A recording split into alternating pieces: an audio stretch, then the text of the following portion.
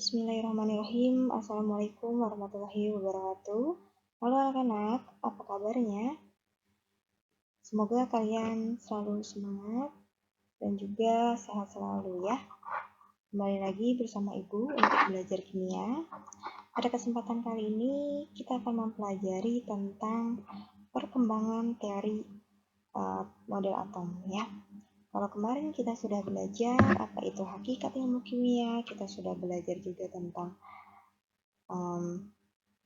tata tertib di laboratorium. Sekarang kita akan melanjutkan materi yang selanjutnya, yaitu perkembangan teori atom atau model atom. Sebelum kita mulai pembelajaran, alangkah lebih baiknya kita untuk berdoa terlebih dahulu. Berdoa dimulai. Berdoa selesai. Baik, seperti biasa silahkan kalian siapkan bukunya untuk mencatat hal-hal penting yang Ibu akan sampaikan nanti. Baik, kita mulai saja ya pembelajarannya. Tujuan pembelajaran untuk pertemuan ini yaitu dapat menjelaskan perkembangan teori model atom, dapat menganalisis kelebihan model atom Dalton, Thomson, Rutherford, Bohr, dan mekanika kuantum, kemudian dapat menganalisis kelemahan model atom Dalton, Thomson, Rutherford, Bohr, dan mekanika kuantum, dan juga yang terakhir dapat menganalisis perbedaan dari model atom Dalton, Thomson, Rutherford, Bohr, dan mekanika kuantum. Apa sih yang kalian ketahui tentang atom? Mungkin seperti ini kali ya.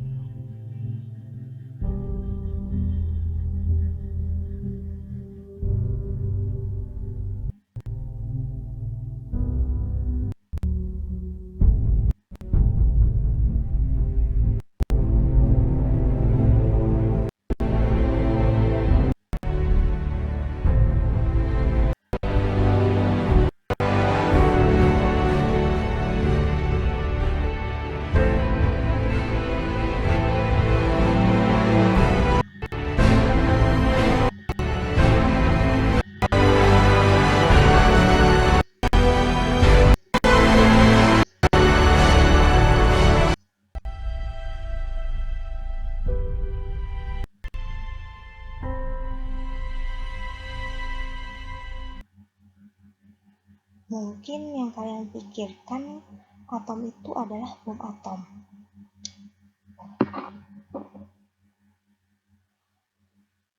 Tahukah kalian bahwa bom atom itu adalah hasil rekayasa dari teori dan model atom? Nah, kita pelajari ya, atom itu sebenarnya seperti apa sih? Kalau handphone saja itu bisa mengalami perkembangan ya, dari yang mulai bentuknya besar sekali seperti ini, juga sampai yang saat ini, yang saat modern ini, itu kan mengalami perkembangan dari yang tombolnya biasa sampai QWERTY sampai layar sentuh, itu mengalami perkembangan. Lalu apa hubungannya dengan perkembangan teori atom? Sebagaimana perkembangan teori teknologi seperti mobil phone tadi ya, model atom juga mengalami perkembangan. Bagaimana ya proses perkembangan itu bisa terjadi? Nah, kita lihat nih. Jadi perkembangan teori atom itu diawali pada tahun 460 sampai 380 sebelum Masehi, yaitu ada seorang filsuf yaitu Leucippus dan Democritus yang mulai ada istilah atomos ya. Kemudian selanjutnya pada 1803 Masehi itu John Dalton. Selanjutnya pada tahun 1897 Masehi itu ada Thomson. Pada tahun 1911 ada Rutherford. Pada tahun 1913 yaitu berkembang teorinya Bohr, dan kemudian pada tahun ketiga tahun ini dikenal dengan teori atom mekanika kuantum, yaitu ada yang ilmuwan yang perkenalannya yaitu ada Eisenberg, Chadwick, dan Schrödinger. Oke, sejarah perkembangan model atom. Tadi ya, model atom itu mengalami suatu perkembangan.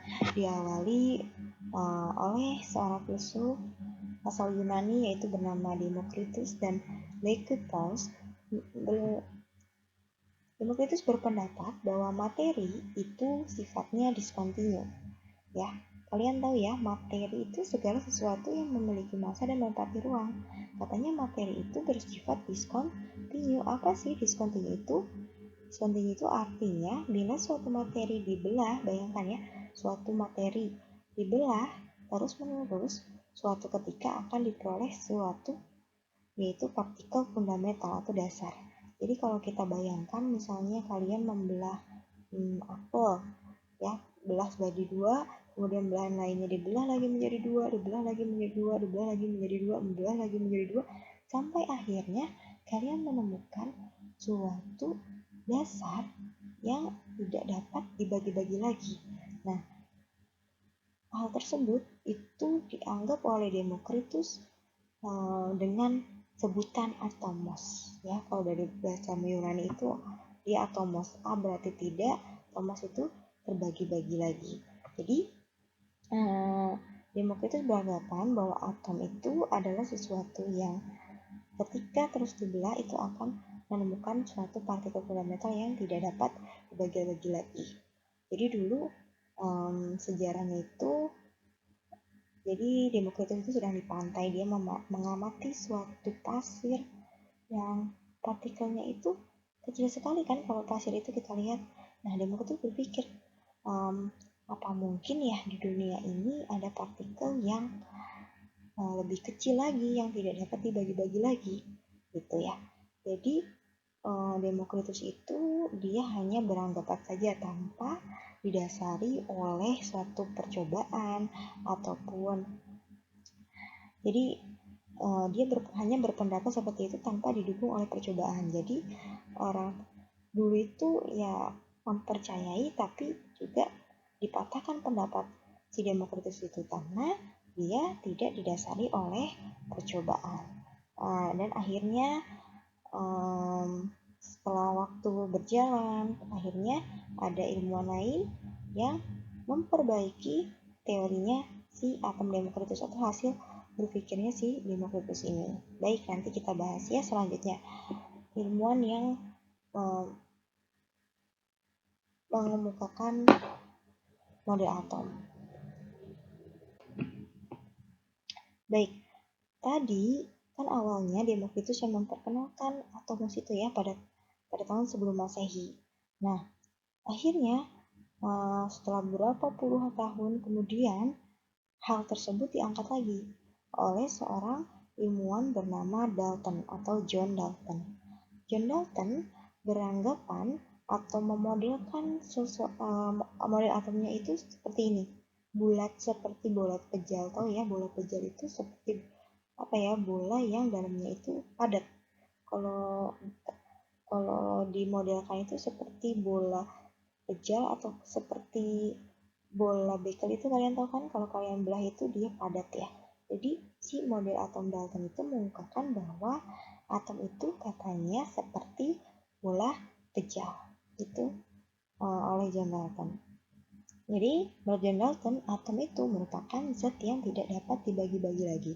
Nah, dia menyetujui apa yang dikemukakan oleh Democritus ya, diangkat lagi nih dan dimodelkan oleh John Dalton. Kemudian dia beranggapan bahwa atom suatu unsur tidak dapat berubah menjadi unsur lain. Ya, atom yang satu dengan unsur yang lain itu berbeda sifatnya. Ya, jadi atom ini misalnya mempunyai sifat seperti ini, itu akan berbeda dengan atom lainnya. Jadi tidak dapat si atom ini berubah menjadi atom yang lain, katanya John Dalton waktu itu. Kemudian John Dalton juga beranggapan bahwa bila atom-atom bergabung akan membentuk molekul. Bila atom-atom yang bergabung sama membentuk molekul unsur, sedangkan bila atom-atom yang bergabung berbeda akan terbentuk molekul senyawa. Ya, jadi kata John Dalton itu atom-atom itu bisa bergabung membentuk molekul. Nah, kalau atomnya itu yang bergabung sama, ya, maka akan disebut molekul unsur. Namun jika molekulnya berbeda atau John Dalton, dia disebut molekul senyawa. Gitu. Kemudian John Dalton juga membukakan bahwa reaksi kimia itu katanya terjadi karena adanya pemisahan atau penggabungan atom. Jadi jumlah massa itu sebelum dan sesudah reaksi ada sama. Nah, yang tadi ya. Jadi atom-atom itu, misalnya atom X dengan atom Y itu dapat bergabung membentuk molekul ya. Walaupun bergabung gini ya, membentuk molekul. Namun, teori atom Dalton ini juga memiliki kelemahan saat itu. Jadi dia tidak dapat menerangkan suatu larutan dapat menghantarkan listrik. Jadi bahwa larutan itu ternyata bisa menghantarkan listrik, namun teori atom si Dalton ini tidak bisa menjelaskan bagaimana sih kok larutan bisa menghantarkan listrik. Dan ada juga kelemahan lainnya yang dimiliki oleh Dalton, yaitu ternyata atom nanti ya selanjutnya ya nanti akan ditemukan oleh ilmuwan-ilmuwan lain, ternyata atom itu ada dapat dibagi-bagi lagi yang disebut subatom. Kemudian ada kelemahan lainnya, yaitu ternyata tadi kan kalau John Dalton bilang bahwa atom itu berbeda ya. Atom itu jika atomnya berbeda maka sifatnya berbeda ya. Jika atomnya sama maka sifatnya sama. Tapi ternyata ada loh yang atomnya sama ternyata sifatnya berbeda, yaitu disebut isotop. Wah, berarti tidak semua atom yang sama sifatnya sama, tapi ada atom yang sama ternyata sifatnya beda yang disebut sebagai isotop. Kemudian ada lagi kelemahannya. Tadi kalau John Dalton bilang bahwa atom-atom itu dapat bergabung membentuk molekul dengan reaksi kimia atau hanya ditata ulang saja ya. Tadi dapat bergabung, dapat memisahkan. Jadi atom-atomnya itu hanya ditata ulang. Tapi ternyata ada di sini ada reaksi yang disebut reaksi nuklir yang dapat menghasilkan atom baru. Wah, berarti kurang tepat dong apa yang dikemukakan oleh Dalton. Jadi itulah kelemahan dari teori atom Dalton yang kemudian diperbaiki oleh ilmuwan yang selanjutnya. Ilmuwan yang selanjutnya yang memperbaiki atau melengkapi teori atom Dalton yang sebelumnya, yaitu ada ilmuwan yang bernama J.J. Thomson dengan teori atau model atomnya seperti ini, seperti gambar seperti ini ya. Sebelum, kenapa sih kok Thomson bisa berpendapat bahwa memodelkan bahwa atom itu seperti ini, nanti kita bahas ya. Jadi si Thomson ini beranggapan bahwa atom itu berupa bola pejal, nih katanya seperti bola pejal yang bermuatan positif dengan adanya elektron yang bermuatan negatif di sekelilingnya. Jadi si Thomson itu mengungkapkan bahwa atom itu, kalau tadi Dalton itu tidak menerangkan adanya muatan di dalam atom, si Thomson ini mengungkapkan bahwa mulai nih ternyata ada loh muatannya, nanti Ibu jelaskan ya, ada percobaannya yang sehingga yang membuat Thomson mengungkapkan pendapat seperti ini. Jadi kata Thomson bahwa atom itu terdiri dari muatan positif yang seperti bola dan ada elektron yang di sekelilingnya gitu ya. Thomson juga terkenal dengan teori roti kismisnya. Jadi dia menganggap bahwa atom itu membalikkan bahwa atom itu seperti roti kismis. Yang positifnya itu berupa roti dan kismisnya itu yang berupa negatif yang ada yang tersebar di atom tersebut gitu. Kemudian Thomson berpendapat bahwa muatan positif dan negatif pada atom besarnya sama. Hal ini menjadikan atom bermuatan netral. Suatu atom tidak mempunyai muatan positif atau negatif yang berlebihan. Oke, jadi Thomson ini berpendapat bahwa muatan positif dan negatif pada suatu atom itu besarnya sama. Kalau besarnya sama, ya artinya si atom tersebut bermuatan netral. Itu menurut Thomson. Jadi tidak ada yang muatannya lebih banyak atau muatannya lebih sedikit. Jadi menurut Thomson muatannya itu sama. Nah, yang menjadi dasar mengapa Thomson berpendapat bahwa atom itu seperti itu, ini dia didasari oleh suatu percobaan, namanya percobaannya adalah percobaan tabung sinar katoda. Seperti ini ya kurang lebih percobaannya.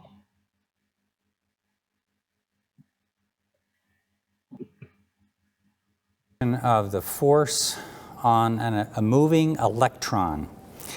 I'm going to use this piece of equipment to boil off some electrons from this little circular.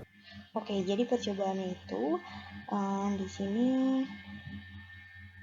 ada tabung sinar katoda. Jadi tabung ini adalah sebuah tabung hampa udara. Jadi udaranya dikeluarkan sehingga tabungnya itu hampa udara ya. Itu bertujuan untuk tidak mempengaruhi nanti sesuatu yang akan dihasilkan itu. Jadi kenapa dibuat dia hampa udara agar tidak mempengaruhi percobaan yang dilakukan gitu.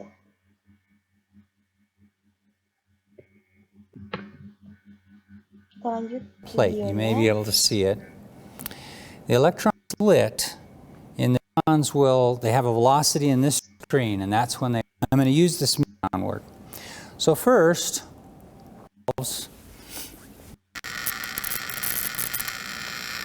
be able to.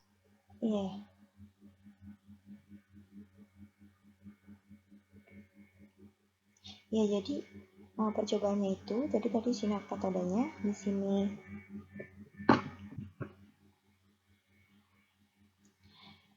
Ya, jadi si sinar katoda ini diberikan. Ini di sini kan ada katoda, anoda ya. Jadi si sinar katoda, si tabung sinar katoda ini diberikan muatan listrik yang sangat tinggi. Ini muatan listrik yang sangat tinggi dari katoda ke anoda sehingga dia menghasilkan suatu sinar. Seperti ini sinar. Nanti kita ketahui ya sinar ini ternyata apa sih, gitu kan? Jadi diberikan suatu tegangan listrik tinggi dari katoda ke anoda sehingga menghasilkan suatu sinar.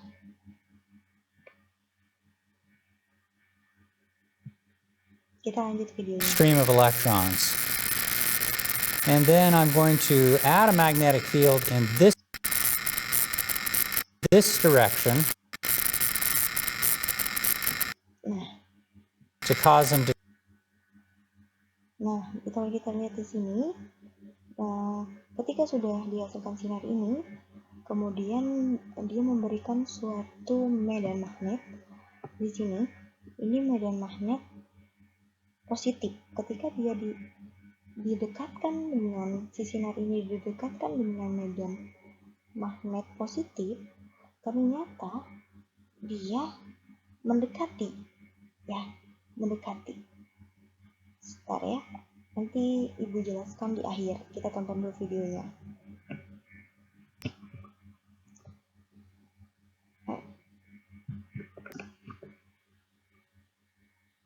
Oke, nah selanjutnya tadi ketika didekatkan oleh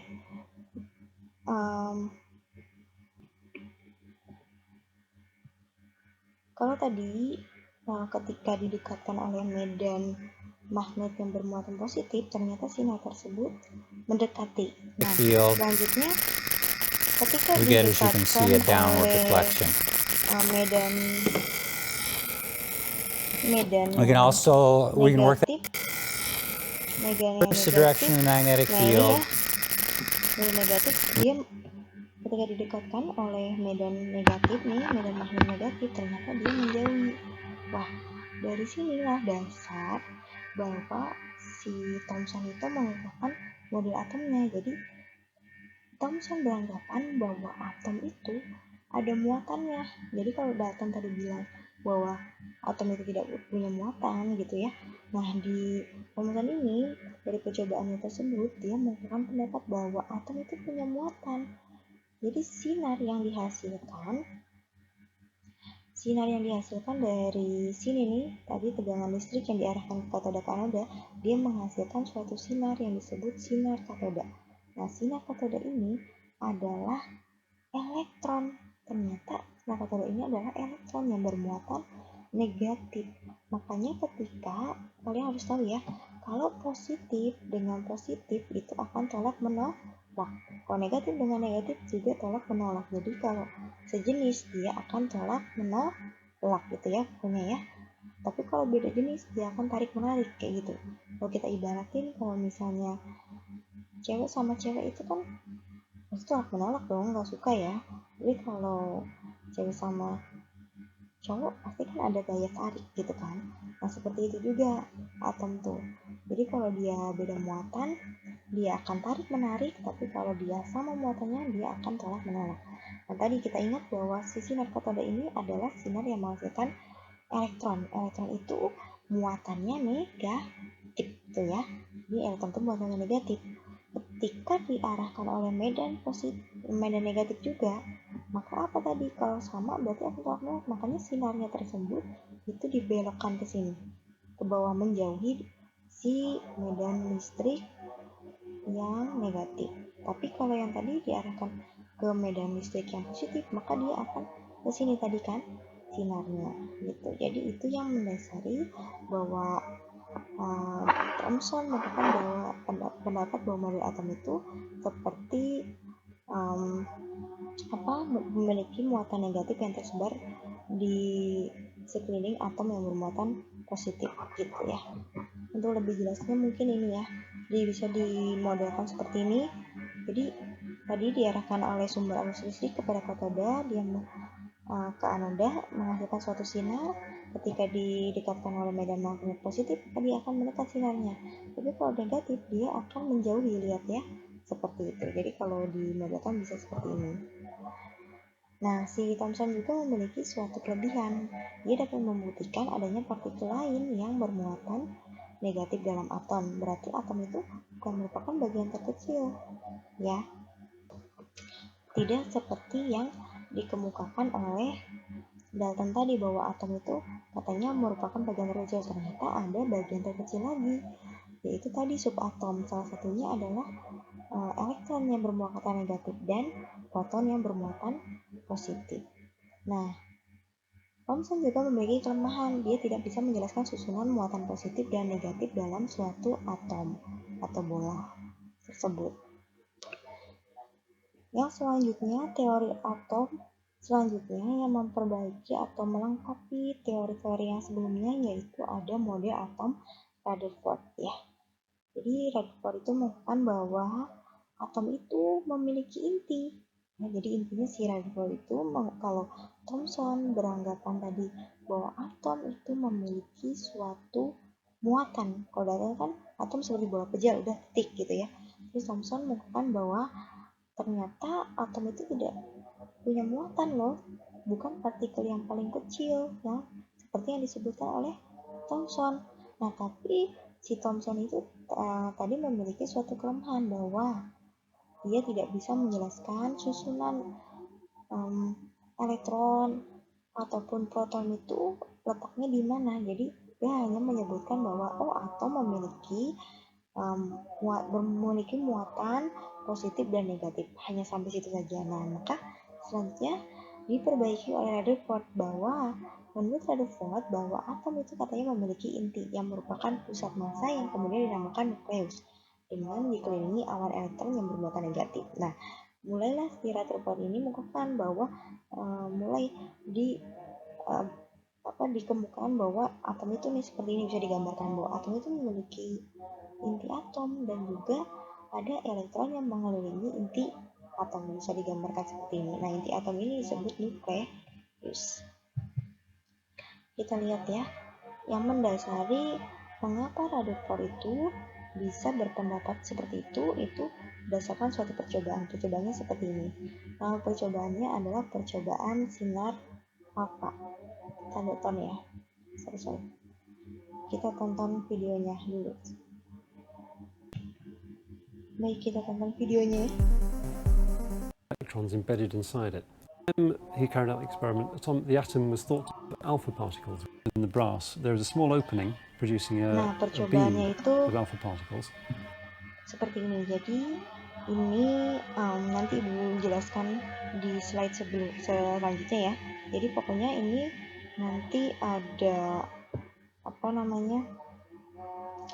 ada suatu sinar radiasi yaitu sinar alfa. Dia akan ditembakkan, ini lempeng emas nih, yang di tengah itu lempeng emas ya. Kemudian di situ ada di depannya ada layar deteksi untuk melihat sinar yang ditembakkan kepada lempeng emas tersebut gitu. They pass through, sitting for hours, measure one count every few. Doesn't see anything. Nah, ternyata di layar deteksi itu sinarnya itu bermacam-macam. Ternyata sinarnya itu bermacam-macam. Ada yang dipantulkan, ada yang diluruskan, ada yang juga yang dibelokkan. Nah, dari sinilah dasar. Tuh, ada yang dibelokkan, ada yang diluruskan, ada yang dipantulkan lagi gitu. Jadi terdeteksi ya. Ketika ditembakkan ke AU atau emas itu ternyata this was telling us something very important that we didn't know about the very deep structure of matter. It showed that the atom had a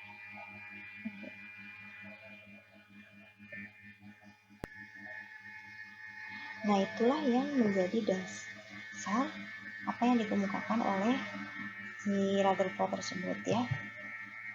Nah, kalau bisa digambarkan ini lebih lengkapnya. Jadi tadi ya gambar nyatanya ini pemodelannya. Jadi ada suatu unsur radioaktif itu berupa Pb atau timbal. Dia diletakkan di dalam kotak hitam. Kemudian si timbal itu terradiasi menghasilkan suatu sinar ya. Sinar yaitu sinar alfa. Sinar alfa itu sinar yang bermuatan positif. Nah, sinar alfa tersebut ditembakkan pada lempeng tipis logam emas. Jadi ini ditembakkan oleh logam emas ya. Dan di sini dikelilingi oleh layar deteksi tadi. Nah, ternyata sinarnya tersebut bermacam-macam. Ada yang dipantulkan, ada yang diteruskan, ada juga yang jadi sinarnya tersebut ini ada yang diteruskan, ada yang dibelokkan, ada yang dipantulkan lagi. Loh, kok bisa seperti ini? Tadi ya, ini kalau kita ibaratkan sebagai atom emas atau lempeng emas, ternyata ini ada yang dibelokkan, ternyata dia menyentuh bagian samping sini ya. Terus kalau yang dipantulkan dia menyentuh tengah sini, nah bulatan ini. Kalau diteruskan dia tidak menyentuh bagian tengah ini ya. Jadi itulah dasar bahwa Rutherford menunjukkan bahwa atom itu memiliki inti tadi. Berarti intinya apa? Kalau sinar alfanya muatan negatif tadi, muatan positif, kenapa dia ketika sinarnya tersebut menyentuh inti atau di tengah sini dia dipantulkan? Berarti intinya ini apa dong muatannya? Ingat tadi ya, kalau muatannya sama dia akan tolak menolak. Berarti ketika dipantulkan ini dapat disimpulkan bahwa terdapat inti atom yang bermuatan positif. Dan juga di dalam bagian atom itu terdapat ruang kosong, sehingga tadi sinar alfa tersebut ada yang dibelokkan, ada yang dipantulkan, ada juga yang diteruskan. Karena apa yang diteruskan ini? Karena dia tidak menyentuh inti atom atau dia hanya melewati ruang kosong pada suatu atom. Tadi ya, makanya si atom Dalton Rutherford ini mengemukakan bahwa atom itu adalah memiliki inti atom yang bermuatan positif dan elektron yang mengelilinginya. Jadi seperti ini ya. Jadi kalau misalnya dia teruskan, dia tidak menyentuh inti atom, dia jadi gini, lurus melewati ruang kosong yang ada di atom tersebut. Tapi kalau misalnya dia dipantulkan, dia menyentuh ini nih, menyentuh inti atom, maka dipantulkan seperti itu. Namun kalau dia belokkan, dia maka menuju samping atau maksudnya menyenggol aja gitu. Nah, gitu seperti itu kalau dimodelkan ya. Namun di sini ada kelebihan dan kelemahannya. Kelebihannya bahwa atom memiliki inti atom yang bermuatan positif dan di sekelilingnya dapat elektron yang mengelilinginya. Jadi itu ya kelebihannya kalau sebelumnya. Thomson dia tidak bisa menjelaskan letak suatu muatan itu di mana. Nah, si Rutherford ini bisa menjelaskan bahwa proton tadi di inti atom dan elektron itu mengelilingi inti atom tersebut. Namun juga Rutherford ini masih juga memiliki kelemahan. Ya, kelemahannya itu ini kalau berdasarkan ilmu fisika klasik bahwa dalam pergerakan mengitari inti, elektron akan senantiasa memancarkan radiasi elektromagnet. Jika demikian, maka lintasan akan berbentuk spiral dan akhirnya jatuh ke inti. Nah, jadi si Rutherford itu tidak bisa menjelaskan di mana tidak bisa menjelaskan kenapa sih elektron itu tidak jatuh ke inti. Sedangkan menurut ilmu fisika klasik, ketika elektron mengitari inti atom, maka akan lama-kelamaan dia akan memancarkan radiasi yang akan menyebabkan lintasannya spiral dan akhirnya harus jatuh. Namun Dalton ini tidak bisa menjelaskan kenapa elektron tidak dapat jatuh ke inti atom. Kemudian kelemahan lainnya, model atom Rutherford itu tidak bisa menjelaskan di mana letak elektron dan cara rotasinya terhadap inti atom tadi ya, tidak bisa menjelaskan rotasinya terhadap inti atom. Kemudian kelemahan lainnya, elektron memancarkan energi ketika bergerak sehingga energi atom menjadi tidak stabil. Ya tadi ini sama lah ya. Jadi ketika bergerak energinya itu menjadi tidak stabil.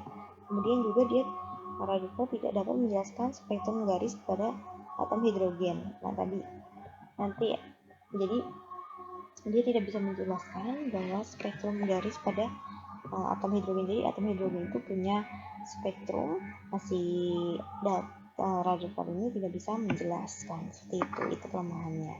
Dan kelemahan tersebut maka akan diperbaiki atau dilengkapi oleh ilmuwan selanjutnya ya. Ini kita bahas. Teori atom selanjutnya yang memperbaiki teori atomnya Rutherford yaitu model atom Bohr atau teori atom Bohr. Nah seperti ini ya gambarnya ya, beda ya tadi ya dengan atom Rutherford. Jadi si Bohr ini mengemukakan bahwa elektron itu bergerak mengelilingi inti atom pada lintasan-lintasan tertentu yang disebut kulit atom. Ya, pada lintasan tertentu yang disebut kulit atom. Model atom Bohr merupakan penyempurna dari model atom Rutherford. Oke. Jadi kan ini kalau dilihat sebenarnya sama ya, dia memiliki inti atom dan juga adanya elektron, tapi di sini yang berbeda apa? Nah, kalau di Rutherford dia tidak bisa menjelaskan, maksudnya di Rutherford itu tadi lintasannya itu tidak teratur, maksudnya tidak bertingkat seperti ini. Nah, diperbaiki nih oleh model Rutherford. Jadi katanya Rutherford, elektron itu mengelilingi inti atom punya lintasan masing-masing, punya tingkatan pada tingkat energi tertentu gitu. Nah, ini adalah kelemahan teorinya atom Rutherford yang sebelumnya yang diperbaiki oleh Niels Bohr. Jadi tadi ya, elektron-elektron yang mengelilingi inti mempunyai lintasan dan energi tertentu. Kalau Rutherford tidak dijelaskan tingkatan-tingkatannya, punya energi. Nah, kalau Bohr ini mengungkapkan bahwa elektron itu mengelilingi atom punya lintasannya sendiri, yang tadi ya, gambar yang tadi punya lintasannya sendiri dan ada energinya itu berbeda. Tuh. Kemudian diperbaiki lagi adalah dalam orbital tertentu energi elektron adalah tetap. Elektron akan menyerap energi jika berpindah ke orbital yang lebih luar dan akan membebaskan energi jika berpindah ke yang lebih dalam. Oke. Dari gambar tersebut ini, jadi elektron itu bisa berpindah ya. Elektron ini yang tadinya di sini bisa pindah ke sini, bisa dari luar mungkin yang lebih besar bisa pindah ke semakin dekat ke inti, itu bisa. menurut Bohr ya, itu caranya dengan menyerap ataupun melepas energi gitu, jadi bisa berpindah-pindah. Nah, kelebihan model atom Bohr itu katanya atom terdiri dari beberapa kulit atau subkulit untuk tempat berpindahnya elektron dan atom membentuk suatu di mana inti atom merupakan positif nilainya. Oke, jadi kelebihannya tadi ya, dibandingkan Rutherford di Bohr ini, dia menjelaskan bahwa atom itu memiliki lintasan atau kulit atau subkulit dan elektron dapat berpindah-pindah gitu. Namun Bohr juga memiliki kelemahan. Nah, dia tidak dapat menjelaskan efek Zeeman, pemisahan garis spektrum akibat medan magnet, pemisahan garis spektrum akibat medan listrik.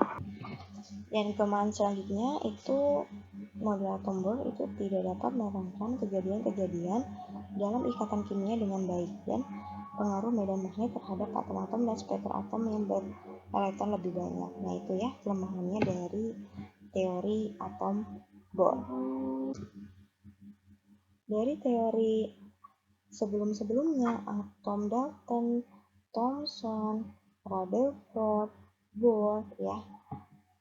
Model atom yang sekarang kita gunakan atau kita percayai itu yaitu model atom modern atau juga dikenal dengan atom mekanika kuantum.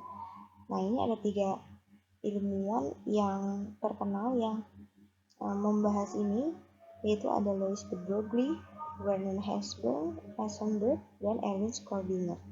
Jadi kalau digambarkan, yang kita percaya ini model atom itu seperti ini ya modelnya. Baik kita bahas ya. Jadi menurut de Broglie, dia menyatakan bahwa elektron itu ternyata merupakan suatu partikel dan gelombang. Jadi atom itu bisa merupakan partikel dan juga bisa merupakan gelombang ya.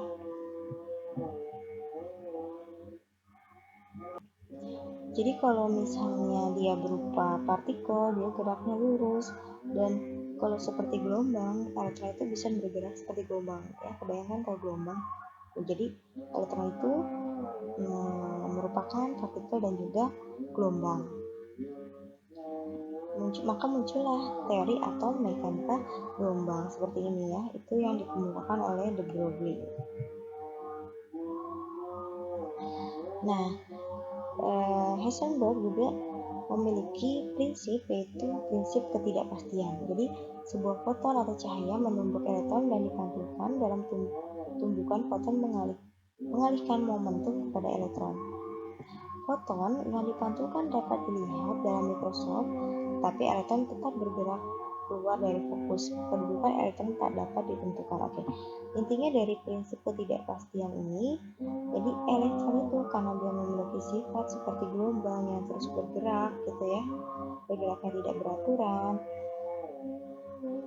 Jadi elektron itu tidak pasti ditemukan di mana, yang ada hanya kebolehjadian adanya elektron gitu ya. Jadi tidak bisa dipastikan elektron itu ada di sini, ada di sini, ada di sini.